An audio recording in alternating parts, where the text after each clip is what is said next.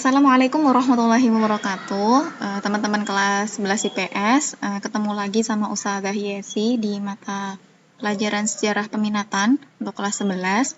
Nah, kita sudah memasuki bulan November ya, udah di akhir-akhir semester. Nggak kerasa gitu ternyata kurang lebih menyisakan 1 bulan lagi kita udah ujian akhir semester. Nah, kita masih menyelesaikan 2 bab. Semoga tetap fokus untuk mengikuti pelajaran sejarah peminatan.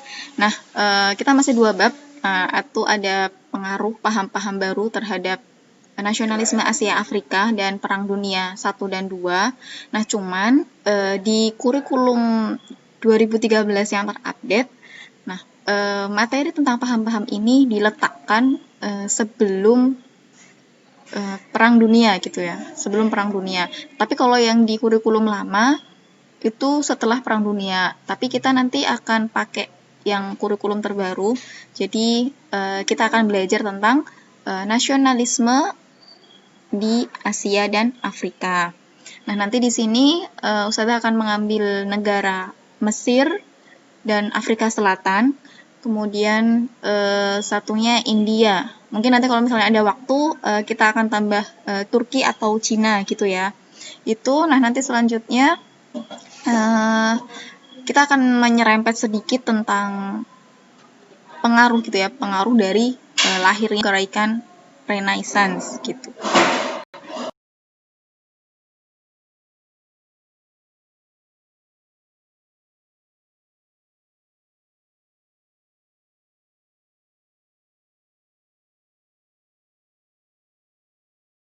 Oke, sudah ini ya, membaca peta konsep yang Ustazah tuliskan di depan.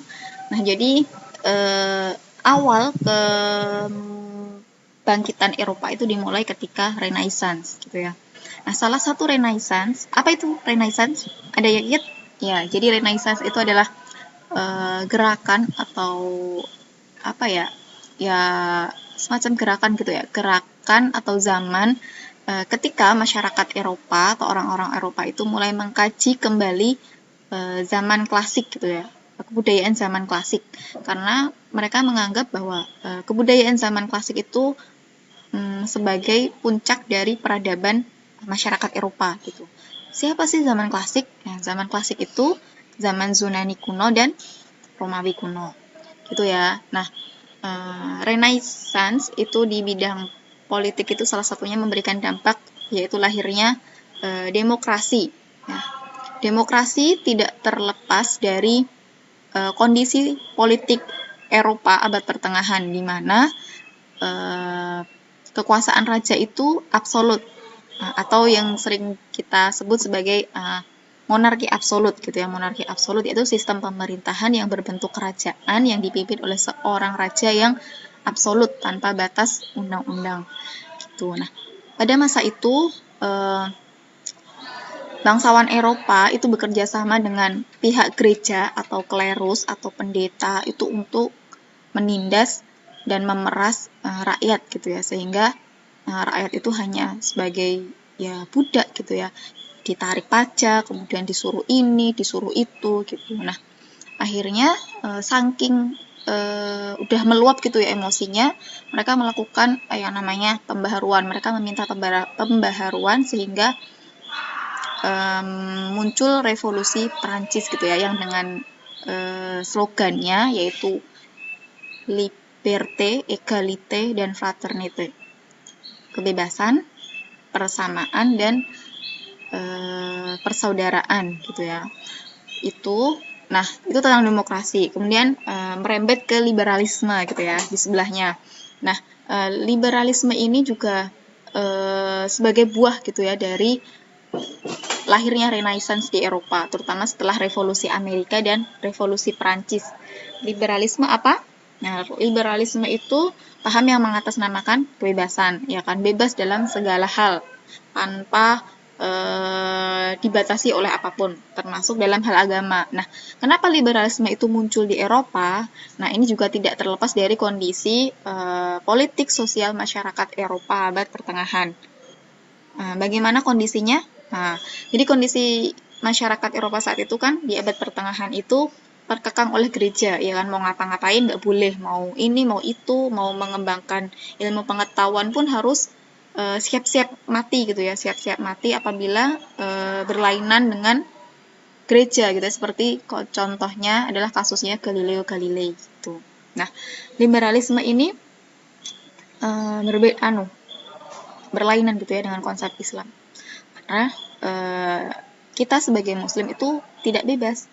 Kita sebagai umat dengan agama Islam itu tidak bebas, karena Islam punya pedoman hidup gitu ya, Al-Quran dan Sunnah gitu. Jadi kita tidak bebas sebagai seorang muslim. Semua harus sesuai dengan tuntunan yang ada di Al-Quran dan Sunnah. Oke, selanjutnya tentang kapitalisme. Jadi Renaissance itu kan ditandai oleh dua peristiwa besar, yaitu Revolusi Prancis dan Revolusi Industri. Nah, salah satu dampak Revolusi Industri itu adalah kapitalisme, ya kan? Kapitalisme. Apa kapitalisme? Nanti coba dicari ya di Google. Kapitalisme itu apa toh? Gitu. Nah, jadi kenapa kapitalisme itu muncul? Nah, jadi kita tahu ya bahwa revolusi industri itu kan perubahan dari yang awalnya tradisional, kemudian menggunakan mesin gitu kan. Kemudian yang awalnya proses produksinya lama, proses produksinya membutuhkan banyak tenaga kerja, kemudian menjadi singkat dan sedikit menggunakan tenaga kerja. Nah, dari revolusi industri ini menimbulkan kesenjangan gitu ya, menimbulkan kesenjangan dengan munculnya dua kelas, yaitu kelas kapital atau kelas bourgeois atau kelas pemilik modal dan kaum proletar atau kaum buruh atau kaum yang ditindas gitu. Nah, ternyata kapitalisme ini nanti juga melahirkan praktek kolonialisme dan imperialisme. Kenapa? Seperti yang sudah Ustazah sampaikan di depan di materi sebelumnya juga, produksi di negara-negara Eropa itu ternyata sangat masif gitu ya, sehingga mereka membutuhkan daerah baru sebagai penyumbang bahan baku dan daerah baru untuk pemasaran gitu. Makanya mereka melakukan penjelajahan samudra. Selain juga karena ditutupnya ini ya jalur utama perdagangan di Eropa masa itu, yaitu Konstantinopel 1453, itu sebagai faktor eksternal juga. Nah, ternyata dari penjelajahan samudra yang dilakukan oleh bangsa-bangsa Eropa itu awal dari kemunculan yang namanya praktek kolonialisme dan imperialisme. Nah, balik lagi gitu ya tentang pertentangan kelas atau munculnya dua kelas antara kaum bourgeois dan kaum proletar. Kita tahu gitu bahwa kapitalisme yang muncul di Eropa masa itu sebagai akibat dari revolusi industri itu mendapatkan perlawanan, atau nanti kita mengenalnya sebagai antitesis gitu ya. Antitesis dari kapitalisme itu adalah komunisme. Jadi lawan dari paham kapitalisme adalah komunisme, yang itu dicetuskan oleh Karl Marx ya, Karl Marx dan Friedrich Engels. Di mana komunisme itu adalah paham yang menganut sistem masyarakat untuk tanpa kelas, maksudnya kapitalisme itu komunisme itu tujuannya adalah menghilangkan pertentangan kelas. Berarti tidak ada kelas bourgeois, tidak ada kelas proletar. Jadi sama gitu ya. Dan komunisme itu selalu diakhiri dengan revolusi. Gitu. Nah, seperti yang di materi sebelumnya ya, revolusi komunis yang berhasil itu yang sudah kita pelajari adalah Rusia. Sebenarnya masih ada lagi, yaitu di China gitu ya. China nanti sedikit tentang China itu, China kan dinasti Manchuria ya terakhir. Terus nanti pindah ke kaum nasionalis, pimpinannya Sun Yat-sen melalui Partai Nasionalis Cina. Habis itu nanti kayak kasusnya di Rusia, nanti ada kaum komunis Cina, sehingga ada perang saudara antara tim Sun Yat-sen yang nanti digantikan sama Chiang Kai-shek melawan timnya komunis. Komunis itu pimpinannya Mao Zedong, kayak gitu ya. Nanti perang saudara, ada yang menang, yang dimenangkan sama Mao Zedong. Ya, maka nanti Cina menjadi negeri komunis. Tapi nanti berubah lagi ketika masa Deng Xiaoping, terus ke bukan Xi Jinping, kayak gitu ya. Nanti itu hanya intermezzo aja. Lanjut tentang nasionalisme. Nah, nasionalisme menurut KBBI itu paham yang mencintai bangsa dan negaranya sendiri. Ini sudah yakin kalian udah akrab gitu ya dengan kata-kata nasionalisme, karena biasanya ketika kita ada event, misalnya SEA Games, Asian Games, terus Olimpiade, biasanya nasionalisme kita tuh ini lagi up gitu ya, lagi di atas gitu. Nah, sebenarnya Ustazah juga kurang sepakat kalau misalnya nasionalisme itu diletakkan sebagai akibat dari revolusi gitu ya, paham yang muncul setelah revolusi. Kenapa? Kalau melihat dari arti kata menurut KBBI, revolusi di Amerika, revolusi di Perancis, revolusi di Rusia itu lebih bermotif ke ekonomi dan politik. Ekonominya itu karena pajak yang terlalu tinggi yang dibebankan bangsawan kepada rakyat.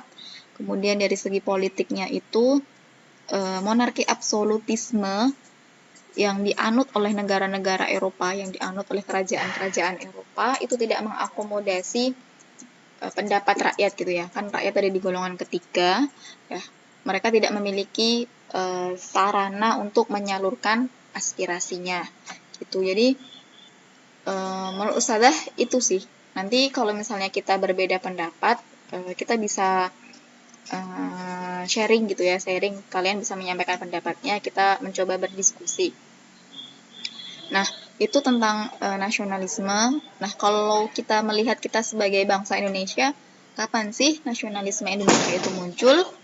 Nah, kalau di buku-buku sejarah yang sudah pelajari ketika di SMP nggak ada ya, SMP SMA itu mengatakan bahwa sebelum 1900 perjuangan bangsa Indonesia itu lebih bersifat kedaerahan, ya kan?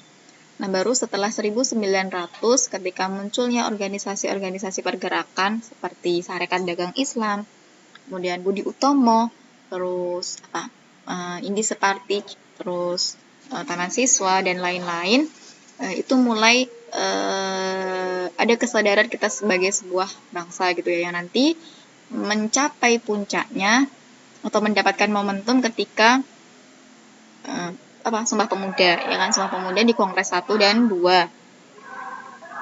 Nah, itu sih tentang nasionalisme. Sebenarnya juga ini intermezzo aja sedikit gitu tentang Budi Utomo. Ustazah juga kurang sepakat kalau misalnya hari lahir dari Budi Utomo itu dijadikan sebagai hari kebangkitan nasional. Kenapa? Sebelum Budi Utomo itu ada organisasi yang bernama Sarekat Dagang Islam yang didirikan oleh Kiai Haji Samanhudi di Kota Solo. Ya lagi-lagi tentang politik, tentang kekuasaan, tentang siapa yang berkuasa, ya yang akan berpengaruh. Itu sih tentang, ya sedikit intermezzo aja. Oke, lanjut ke pan-islamisme. Jadi pan-islamisme ini nanti mempengaruhi terutama nasionalisme di Mesir gitu ya. Pan-islamisme sendiri itu gagasan untuk menyatukan kaum muslimin di bawah satu pemerintahan yang tujuannya untuk mengusir penjajahan barat. Karena kita tahu bahwa negeri muslim mayoritas ada di Asia dan Afrika Utara ya kan, dan itu dulu dikuasai oleh Inggris, Perancis gitu. Pokoknya dikuasai oleh negara-negara Eropa. Jadi mereka memiliki semangat untuk mengusir bangsa-bangsa Eropa dari tanah airnya gitu. Nah, pan-islamisme sendiri ini dicetuskan oleh Jamaluddin Al-Afghani. Nah, siapa Jamaluddin Al-Afghani? Nanti kalian coba searching siapa sih Jamaluddin Al-Afghani, yang dimana setahu Ustazah juga baru nyari, tapi nggak terlalu banyak sumber yang Ustazah baca. Nah, Jamaluddin Al-Afghani sendiri yang Ustazah tahu ya, beliau agak keras gitu antara Sultan Hamid II. Jadi ada perselisihan, ada konflik antara Jamaluddin Al-Afghani dan Sultan Hamid II. Di mana Sultan Hamid II itu siapa? Nah, Sultan Hamid II itu adalah sultan terakhir dari Kesultanan Ottoman. Itu ya, nanti kita lanjut masuk ke beberapa negara-negara di Asia dan Afrika.